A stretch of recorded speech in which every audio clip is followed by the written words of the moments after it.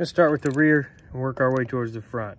You got a cotter pin here you need to remove, and these castle nuts are a 17mm socket or an 11/16.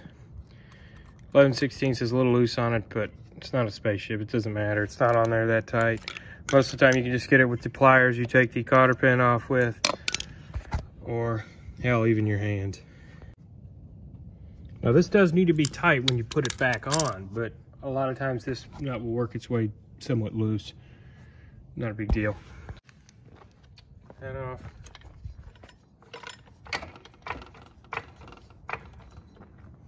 This comes off.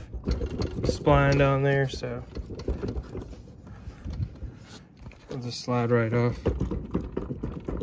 If you have two hands on this. Now this comes off, and this comes off. You may need to whack this with a hammer or take some more adjustment out of your brakes in order to get this off. Now take a look at how those are in there, then just pull them out. It should just come right on out. Yep. All right, now put the new ones in. You don't need any tools to do this, just your hands. Put it in there the same way I took it out, and it doesn't take very long. So now I'm gonna slide the drum on, get this adjusted. It honestly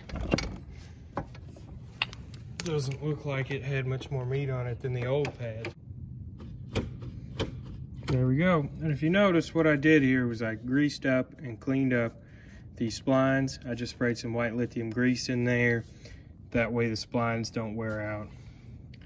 And I did the same with this. I cleaned this up with a wire brush or wire wheel and sprayed some white lithium grease, as well as on the inside of this. This on, same way you got it off. Spray some more grease on here, slap the wheel on, and we're good to go. It's a shame those new ones were only adjusted to that far. I guess my drum's probably worn. Oh well. Great, so that's back together. One thing I kind of forgot to mention here was that when you're doing this, it's a great time to check for play in this bearing in your rear axle. I don't have any, but, or if I do, it's very little. It's pretty obvious when you have play in that. There's videos on how to change that. Now let's move on to the front. So it's the same procedure with the castle nut, the cotter pin, and the washer here, but this should just slide right off. Sometimes this will get corroded and stuck on here. So the way to get it off at that point requires either two people or one person and an air hammer. So at that point, you take your 17mm socket, get this threaded on pretty much all the way to this, but you know, not hit it. Just get it on as many threads as you can. Put the socket on there, hit this with an air hammer, and pull on the rim, and it will come off. Spray some PB Blaster on beforehand. The other method, of course, would be to do the same thing with the socket, but have someone hammering on it, like put an extension on it and hammer on it, while another person is pulling the wheel, and it will come off. So that's what I had to do the other day with this, with the air hammer. I thought my brake shoes were going to be here, and they weren't, so that's why I was taking everything off. So mine just slides right off. Now let me figure out how this goes. I haven't ever done this. It looks fairly simple. Looks like this would be our spring, and I'll just pop this on out then. Yeah, so the way this goes is it just kind of clips in like this around that and holds them in. So then these should just come on out. I think, yeah. Okay, that's easy enough. Now to put the new ones in. And also, you know, if you hit trouble getting it off here, this would be a good point to just take a wire wheel or like a wire brush and get this really clean and spray some white lithium grease or something on there. What I'm going to try and do here is just get it around these two and then just use my pliers to pull it into there. Worst case, I'll grab a pair of vice grips. Shouldn't be too bad. New strategy.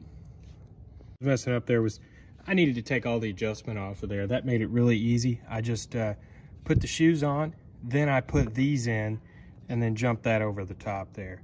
There was just too much tension on it before. So that seems to be how it goes. Make sure those are good and connected. So now I'm going to put this back together and adjust it. All right, so one thing to note here is that this little thing here, I had to take this off. I could not get that wheel on there unless this was completely bottomed out, and it still grabs like this. So this will need to be taken out here. But otherwise, that was fairly simple. Put this back together here. Let's see here, how did that go? So it doesn't really matter.